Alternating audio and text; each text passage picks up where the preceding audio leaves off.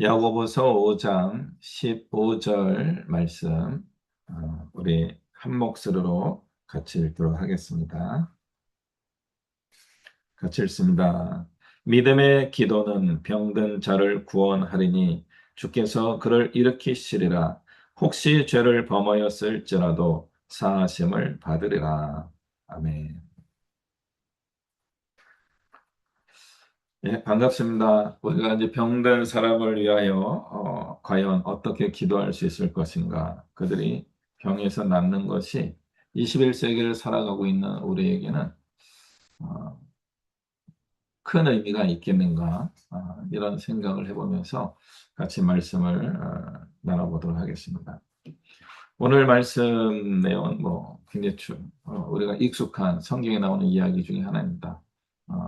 치유 사역입니다. 병든 자를 고치는 사역. 우리 삶에 기적이 필요한 때는 몇 번 정도일까요? 지금도 기적이 필요하시죠? 저는 필요해요.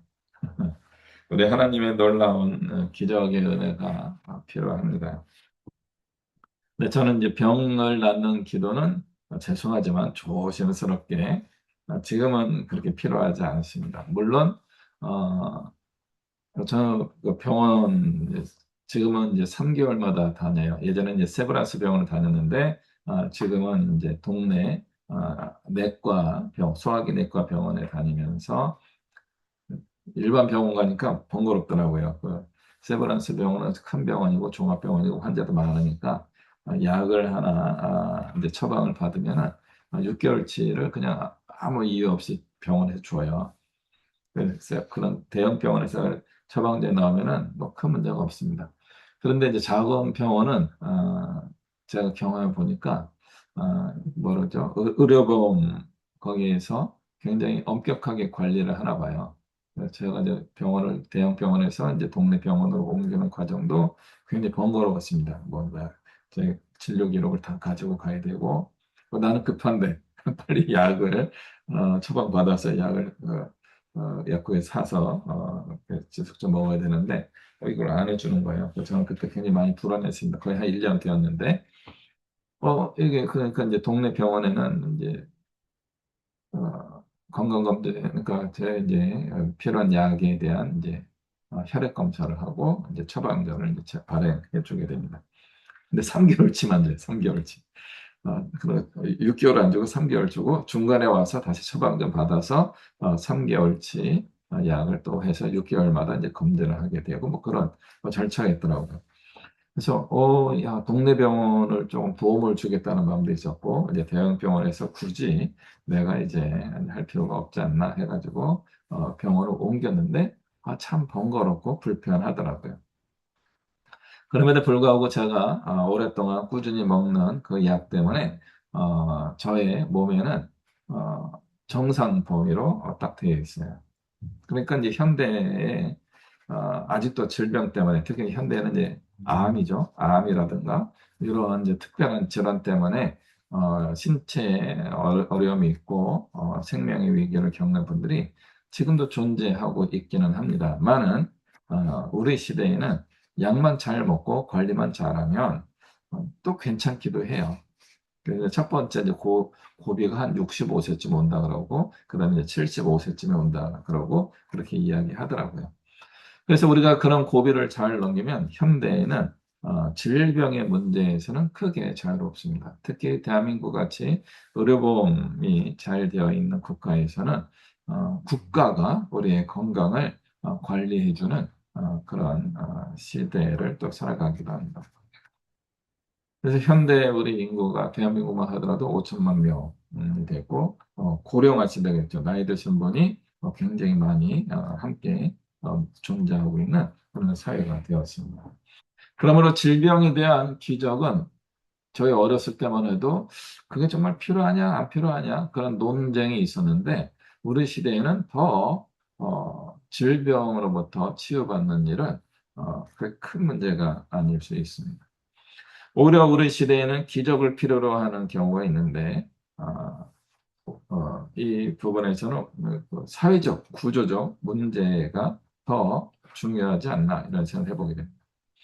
20년 전, 30년 전 한국에서 급진적인 민주화 운동을 하던 시기에는 억압받는 자들이라는 표현이 있었습니다. 억압을 oppressed people 이런 겁니다. 억압받는 사람들은 다수를 의미했고요. 그 위에 소수가 억압적 구조를 형성하고 있다고 이제 보았습니다. 이것은 이제 공산주의 이론을 창시한 마르크스가 사회를 토대와 상부 구조로 본 것을 그대로 받아들인 관점입니다. 그러나 이 말을 절대값으로만 보았던 민주화 운동 시대에는 그 이전과 그 이후에 대한 체계적인 연구가 결여되어서 뭐라 그럴까요? 노동혁명이라든지 심지어 공산주의 혁명을 추구하며 민주화 운동을 하기도 했습니다. 그러나 제가 이거 제 의견은 소수 의견이긴 합니다. 제가 이제 조금 연구해 본 바에 의하면 마르크스주의는 정확하게는 자본주의가 등장한 이후에 형성된 개념입니다. 그러니까 1700년대, 1800년대 그때 유럽 사회가 산업혁명을 일으키게 되고 자본주의라고 하는 경제 시스템을 국가의 중요한 원리로 삼았던 그런 시대에 그 자본주의의 폐해를 보면서 이건 잘못된 게 아니냐 하는 마음에서 역사 연구를 하게 되었고 그 역사 연구하면서 새로운 공산주의 시대가 올 것이다라고 하는 예언자적 외침을 했던 사람이 마르크스입니다. 그가 보았던 역사는요, 원시 공산 사회가 있었고요. 옛날에는 다 채집하면서 살아갔기 때문에 소수의 인간들이 협력을 하지 않으면 자연에서 살아남을 수가 없었다. 그래서 그때는 공산 사회였다. 모든 사람들이 한 마음으로 협력하였던 그런 시대다라고 하는 시대를 구분하는 겁니다. 그러다가 침략과 정복의 시대가 이어지면서 노예제 시대가 펼쳐졌었고 노예제 시대를 극복하면서 이제 더 큰 왕국의 시대가 도달하면서 봉건주의 사회가 이루어지게 된 거다. 그리고 계몽주의 이후에 이제 드디어 자본주의 시대가 오게 되었고 이제 자본주의 시대에는 우리가 타개하여서 새로운 원시공산 세대를 넘어서는 현대의 공산주의 세계를 만들어야 된다 하는 주장을 이제 역사 발전이라고 하는 표현을 가지고 얘기한 겁니다. 근데 이 이론의 약점이 뭐예요? 원시공산 사회, 노예제 사회, 봉건 사회, 자본주의 사회는요, 어, 자료를 가지고 연구한 거예요. 그런데 미래에 이루어질 공산주의 사회는 어떻게 한 거예요? 전망이고 예측이고 그렇게 되었으면 좋겠다라고 하는 거죠. 그러니까 과학적 근거가 어떤 역사적 근거가 어떤 면에서는 없다라고 할 정도로 빈약한 수준이었습니다.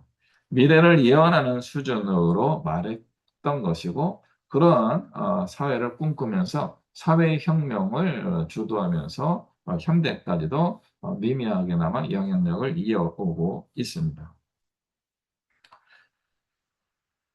이런 예언자 수준의 외침이었는데도 불구하고 그의 사상을 따르는 많은 사람들이 있었고요. 그래서 그들은 농노제의 사회에서 봉건 사회로 갈 때 나름대로 많은 사람들에게 자유가 주어졌지만 땅에 귀속되어서 거주의 자유라든가 뭐 신분의 상승의 자유라든가 그런 게 철저하게 억압되어 있는 봉건 시대가 있었던 거죠.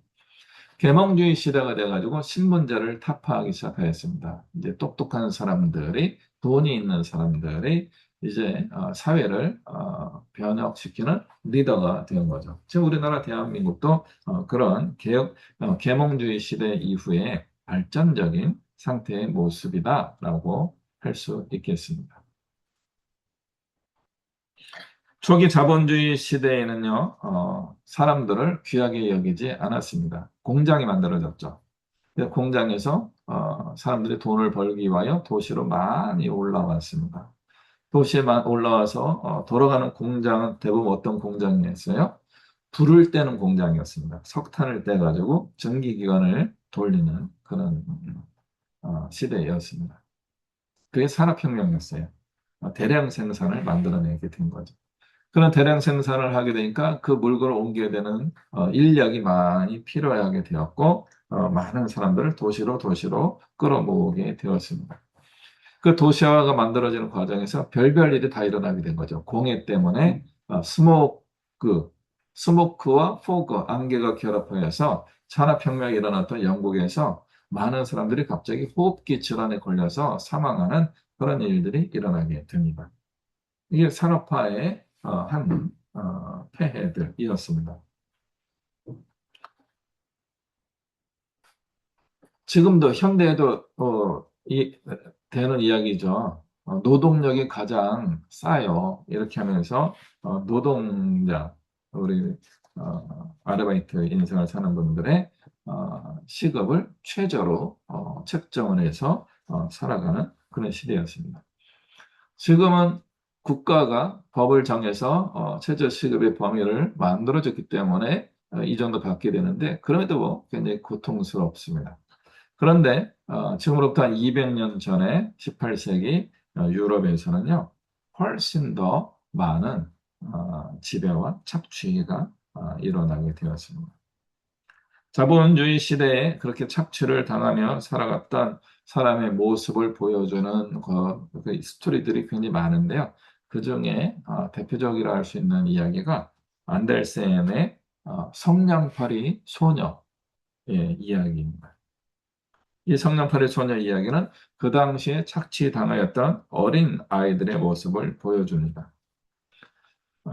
백린이라고 하는 성냥을 만드는 재료가 있었다고 해요. 그 밀폐된 공장 안에서 쓱 긋기만 해도 불이 붙는 딱 성냥이라고 할 수 있는 그런 성냥이 아주 어마어마하게 많이 팔렸습니다. 왜냐면은 옛날에 불필름 어떻게 했어요? 그 원시대 막 이렇게 문대 갖고 해야 되는 거고요. 우리 조선 시대만 하더라도 화토불에 계속 불씨를 유지해야 되는 겁니다. 그걸 꺼트리게 되면요, 시어머니가 며느리를 쫓아내도 되는 그런 일이 있었다고 해요. 옛날에 그 불씨를 만드는 게 굉장히 어려운 일이었습니다. 부싯돌 이 정도죠. 뭐 현대에 뭐 라이터도 있고 뭐 가스불 딱딱딱 하면은 전기가 들어오는 그런 시대에 산 우리에게는 전혀 이해가 안 되는 모습이긴 하지만 음, 그 시대에는 이게 딱 한번 그어가지고 불을 피울 수 있다는 것은 거의 뭐 마법과 같은 일이었습니다.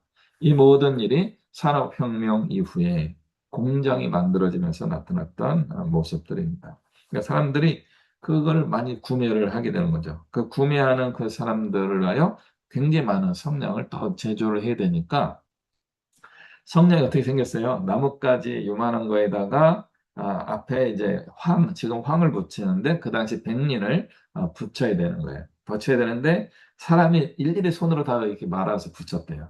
잘 안 붙기 때문에 입으로 침을 발라가지고 동글동글하게 만들어서 말렸다고 하는 거죠. 근데 이 백린이라고 하는 것이 굉장한 독극물이래요. 우리 몸에 서서히 스며들어 가지고 아이들이 이거를 입으로 돌돌돌 말아서 만들다 보니까 이 턱뼈에 이 백린이 스며들어서 뼈가 녹아들기 시작하고 살이 썩어서 코가 없어지고 턱이 없어지는 그런 굉장한 질환이 생겨나게 됐답니다. 혀도 없어집니다. 그러니까 이걸 할 수가 없는 거예요. 성냥을 만들 수가 없는 거죠. 그러면 어떻게 하느냐 하면은 그냥 성냥 몇 개 주어서 쫓아낸대요. 그게 안델센 동화의 성냥팔이 소녀의 모티브가 되지 않았겠는가 이렇게 보고 있는 겁니다. 어린아이들의 연약하고 섬세한 손을 이용하여 착취하였다가 노동력을 상실하게 되니까 쫓아내는 그런 인간을 무시했던 그런 시대에 성냥팔이 소녀의 이 잔혹동화가 이렇게 만들어진 겁니다. 그 시대의 그런 자본주의, 초기 자본주의의 억압적 구조, 인간을 우습게 여기는 사회적 구조에 대하여 이 마르크스주의가 이런 주장을 할 만도 했었던 것이죠.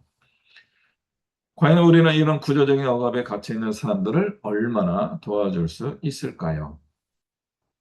그러나 지금 현대는 이 억압하는 자와 억압받는 자가 사회 구조적으로 존재한다기보다는 개인의 사적 영역으로 축소되어 있는 시대를 가지고 있습니다.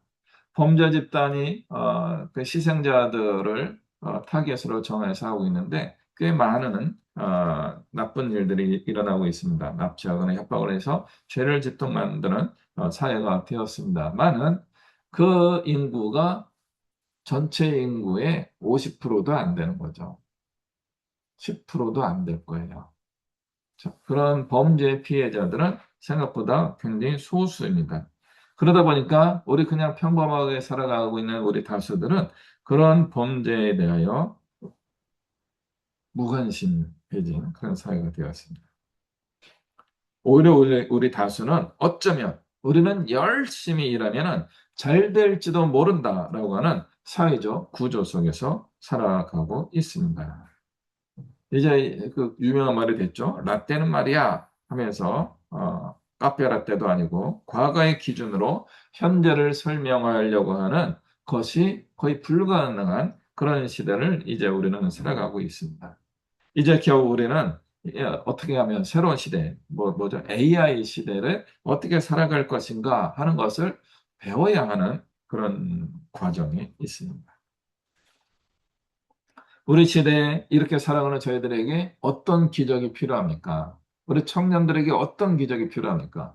직장이 갑자기 많이 생겨서 취업이 많이 이루어지는 기적이 생기면 좋겠습니까?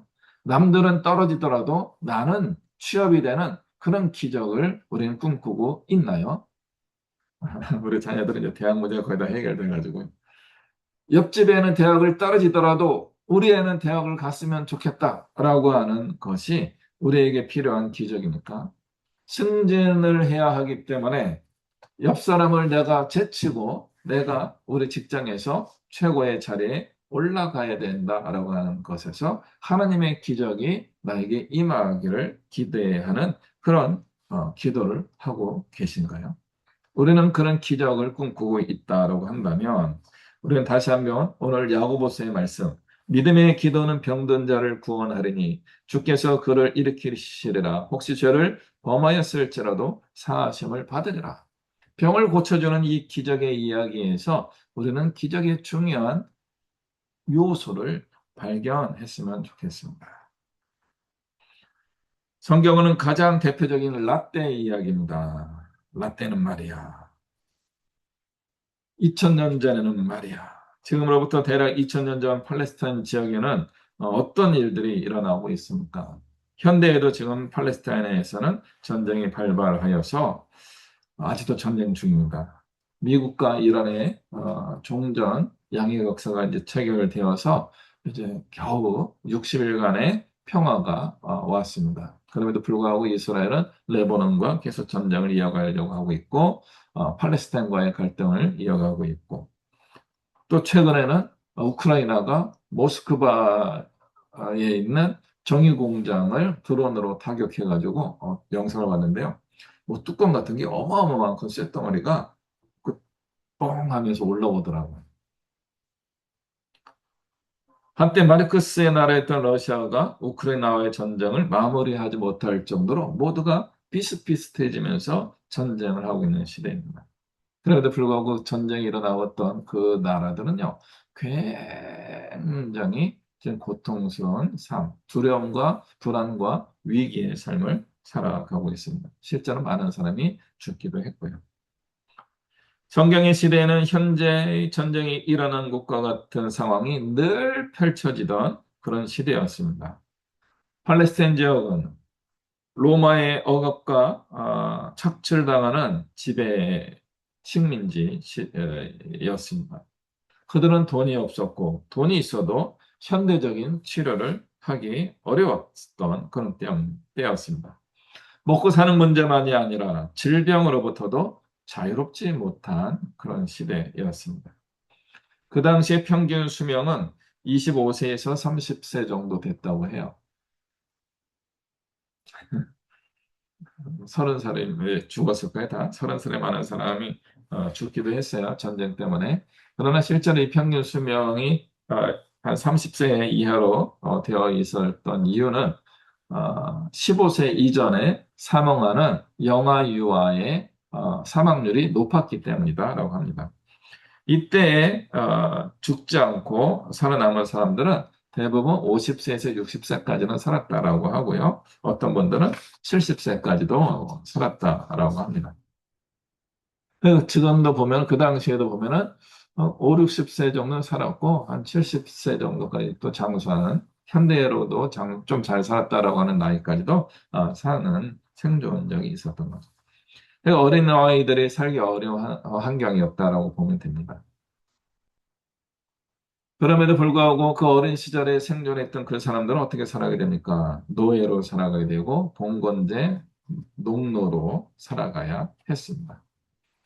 그런 시대가 예수님 이후에도 2000년 가까이 이어져 온 것입니다. 우리나라도 100년 전만 하더라도 일본의 식민 지배를 받고 있었던 걸 보게 되면 이런 사회적 구조적 문제는 굉장히 어려웠던 거죠. 그 조선 시대도 어려운 시절이었는데 2000년 전 팔레스타인에서의 삶은 얼마나 고단하고 고통스럽게 했습니까?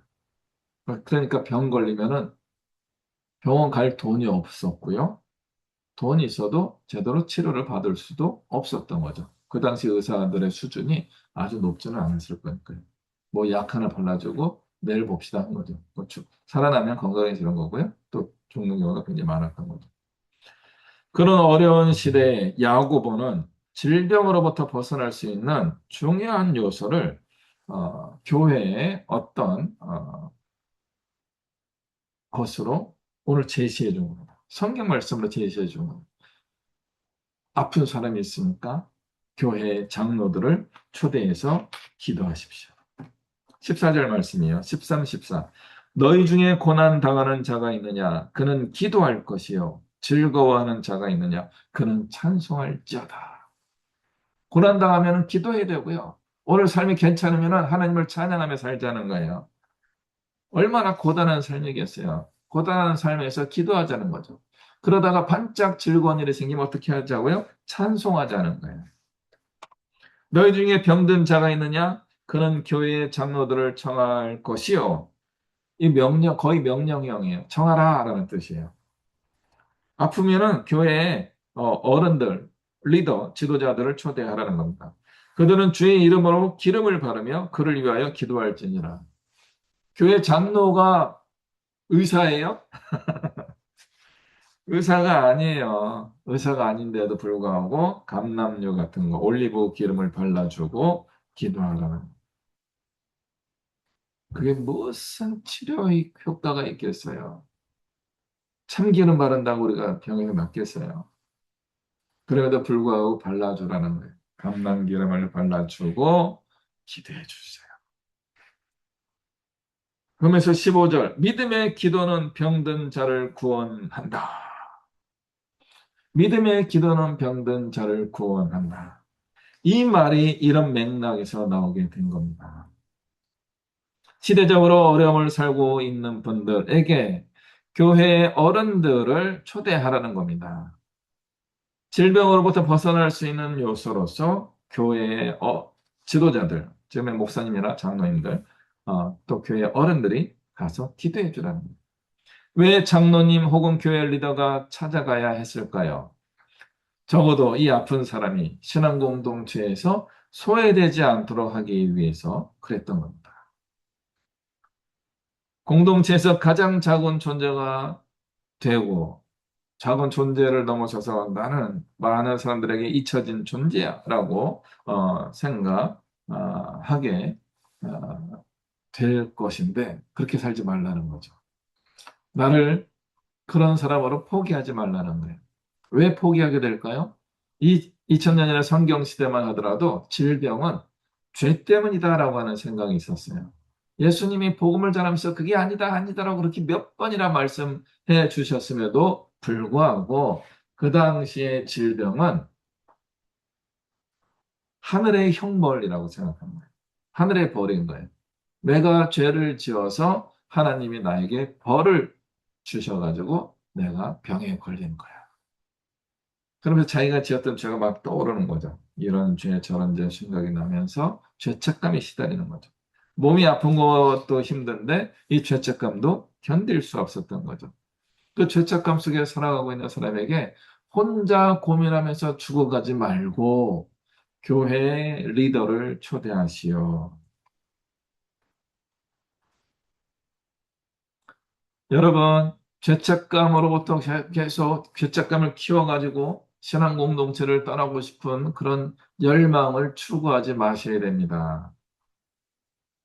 내가 죄를 지어서 그 죄책감 때문에 신앙생활을 할 수 없다. 이런 이야기를 하지 말아야 됩니다. 그럴수록 우리는 더욱더 교회 리더들에게 나의 죄의 고백을 하며 나의 삶의 문제를 해결받을 수 있도록 그 당시에 병이었던 거죠. 질병으로부터 치유받는 경험을 해야 되는 거죠. 신앙 공동체에서 벗어나지 않아야 되는 겁니다. 그것을 하기 위해서는 우리는 죄를 고백하는 회개의 시간을 가져야 되는 겁니다. 어릴 때 이제 교회 중고등부 형들과 이 구절을 가지고 토론한 적이 있었어요. 어떻게 돼 있어요? 이 장로님이 오셔가지고 병든 자를 위하여 기도하게 되면은 주님께서 그를 고쳐주실 것인데 혹시 죄를 범하였을지라도 용서받을 것이다. 예수님의 이름으로만 회개할 때 구원받는 것인데 장로님이 나를 위하여 기도해주면은 나의 병이 고쳐지게 되고 죄 용서도 받는다는 거예요. 그럼 이 장로님이 예수야? 그러면서 이제 우리가 이제 아, 이 성경 말씀을 가지고 이제 토론했던 기억이 나요. 어, 꽤 오랫동안 토론했습니다. 한두 번 되지 않고 몇 주에 걸쳐서 어, 잊어버릴 만하면 또 이 문제를 가지고 이제 실험을 했던 기억이 나옵니다. 다른 사람이 지은 죄를 장로가 기도해주면 죄 용서를 받게 된다는 것인데 그것은 예수님의 역할을 하는 게 아니겠는가 하는 것입니다. 이 문제에 대한 답을 오랫동안 찾지 못했습니다. 어렴풋이 알고 있었음에도 불구하고, 그것이다라고 이야기하기 어려웠죠. 근데 제가 이제 최근에 계속 설교라든가 개인적으로도 계속 말씀드리고 있는 애니어그램이 이 부분을 설명해 주게 됩니다. 애니어그램적으로 그 특성상 다른 잘못을 잘 안 저지르지만 나는 늘 이 잘못을 저지르는 그런 일이 있습니다. 그 1번은 분노, 2번은 교만, 3번은 속임수, 4번은 그 질투, 5번은 욕심, 6번은 불안, 7번은 탐닉, 8번은 정욕, 9번은 게으름. 이런 죄가 계속 우리에게 작동하고 있다는 거죠. 이게 우리의 삶의 에너지, 우리의 연약한 존재로서 가지게 되는 그냥 저절로 그렇게 살아가고 있는 거죠. 그런데 그것이 나와 다른 사람에게 죄가 되는 것입니다.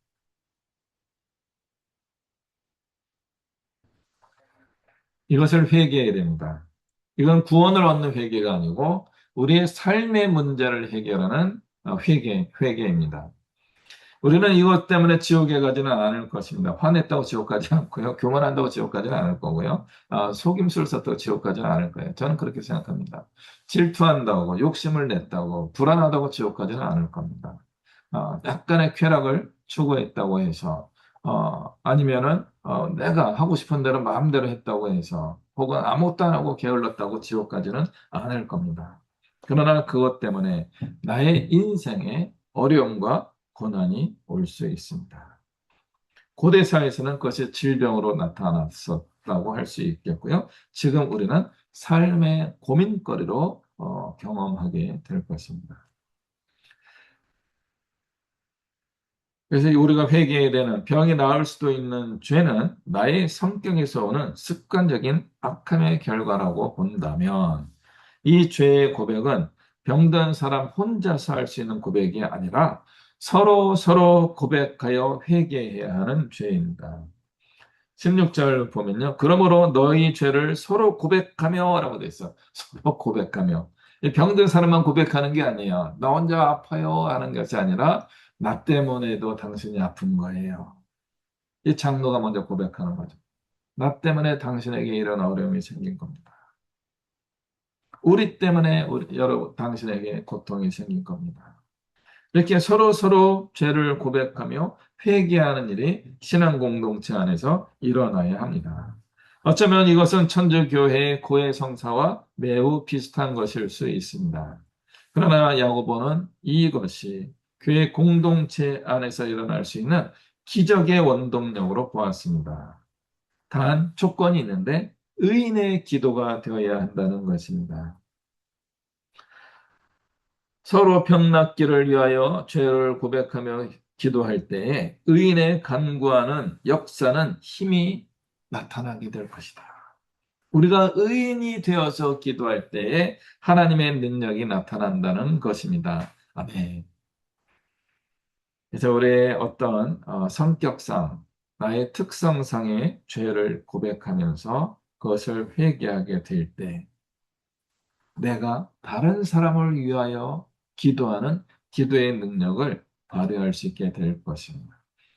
이것이 우리 현대 교회에게 주는 새로운 신비로운 기적의 의미가 아닐까 하는 생각을 해보게 됩니다. 장로님, 즉 교회 지도자는 의인이 되어야 합니다. 목사님을 포함하여서 교회 어른들, 최소한 30살을 넘긴 사람들, 평균 연령 30이었으니까 2000년 전에요. 30살을 넘긴 사람들부터 이제 우리나라 법은 18세 이상이면 성인으로 구분하기 시작하고요. 의미상으로는 아마 30살쯤 넘어야지만 밑에 젊은이가 있는 성인의 대열의 초기 성인에서 중기 성인으로 넘어가게 되는 거죠. 중기 성인 범위 좀 넓죠. 30대, 40대, 50대. 이렇게 중기 성인을 살아가고 있는 여러분들은 의인이 되셔야 합니다. 그래야지만 다른 사람의 삶의 문제에 기적을 베풀 수 있는 하나님의 사람들이 되는 겁니다. 저도 그렇게 되어야 하겠네요. 그죠? 그렇게 되기 위해서는 죄를 고백해야 됩니다. 서로 죄를 고백해야 됩니다. 상대방의 잘못을 보는 것이 아니라 나의 잘못을 보는 연습을 자꾸 해야 돼요. 그래야지만 저 사람을 위한 기도의 기적이 일어나게 되는 겁니다. 여러분의 자녀들 위하여 하는 기도가 기적이 되기 위해서는 여러분의 잘못된 성격의 특성들을 발견하고 회개할 수 있어야 됩니다.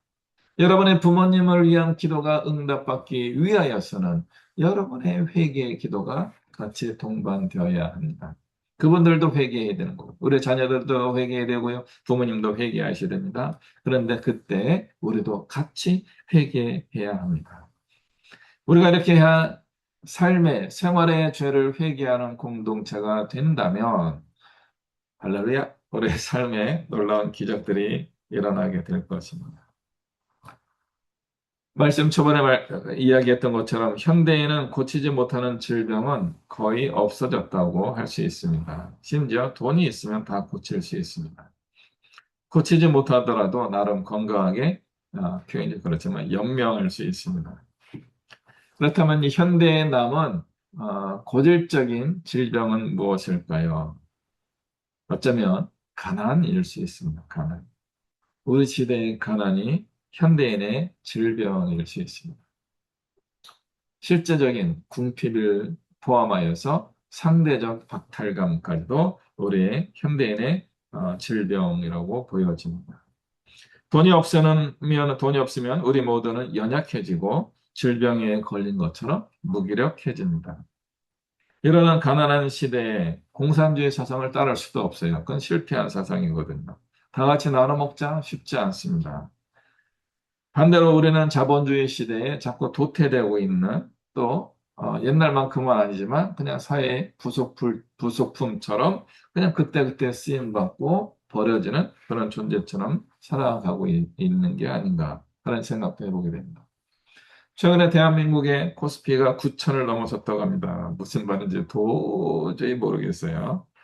극소수의 사람들이 큰 이익을 보고 극소수의 사람들이 주식 투자했다가 크게 실패를 맛보고 그리고 대부분의 사람들은 주식과 상관없이 남의 얘기처럼 살아가고 있습니다. 평범하고 무능한 다수는 새로운 노예제, 새로운 농노제, 새로운 초기 자본주의 시대, 실패한 공산주의 시대를 지금도 살아가고 있습니다. 우리의 이런 질병에서 벗어날 수 있는 방법은 무엇일까요? 기적이 필요한데 우리 교회 목사님들도 저도요 무기력하고 무능력해지고 있습니다. 좋은 직장에 다니는 사람들도 퇴직을 앞두고 고민을 하고 있습니다. 우리에게는 진정으로 새로운 기적을 필요로 하고 있습니다. 그 기적은 어떻게 이루어질까요? 다시 성경으로 돌아가면 조금 전에 말씀을 드렸던 것처럼 회개하는 것입니다. 하나님의 마음에 합한 사람들이 함께 기도해야 됩니다. 우리는 다시 한번 기도해야 됩니다. 이 시대의 엘리야는 옛날에는 엘리야가 한 명이었습니다. 그러나 우리 시대의 엘리야는 한 명일 리가 없습니다. 여러분하고 저도 엘리야와 같은 사람이 되어야 하는 겁니다. 너무 흥분했어요.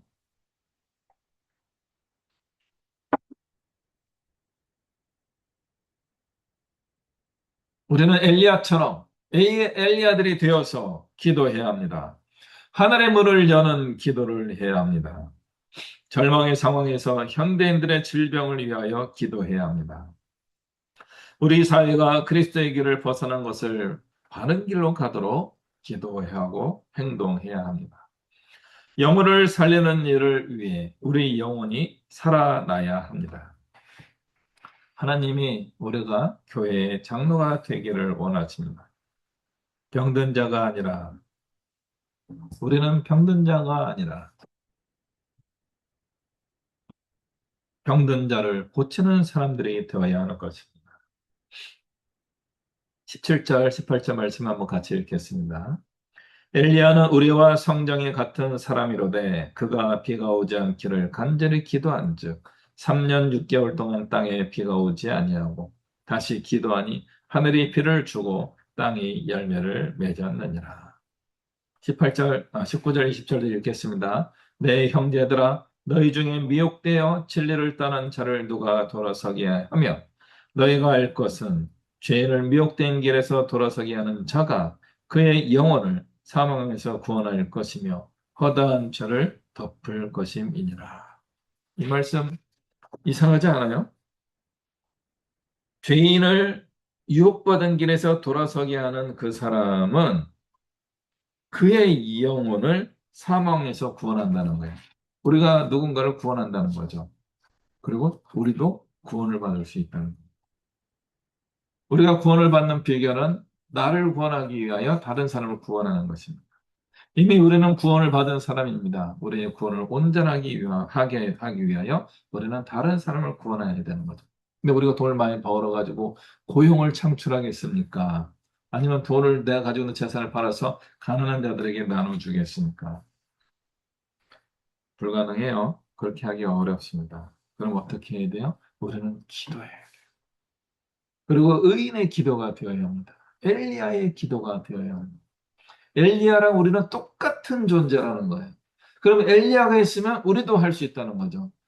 엘리야의 시대는 한 명이었다면 우리 시대는 예수 그리스도를 믿는 많은 사람들이 엘리야처럼 말하고 행동할 수 있게 되는 것입니다. 여러분의 노후가 우리 젊은 친구분들은 좀 괜찮고요. 저희 또래 40대, 50대, 60대 또는 그 이상의 연령에 도달하신 분들은 엘리야와 같은 삶을 우리가 이제 살았으면 좋겠습니다. 다시 한번 힘을 내서 생명을 살리는 일을 꿈꾸며 나아갔으면 좋겠습니다. 다시 한번 나를 통하여 하나님의 기적이 일어나기를 기대하고 사모하는 교회의 장로들, 리더들이 되었으면 좋겠습니다. 그리고 우리 젊은 사람들은 함께 죄를 고백하면서 삶의 기적을 체험하며 하나님이 살아계시다는 것을 몸으로 경험하며 살아갈 수 있게 되기를 간절히 축원합니다. 기도하겠습니다.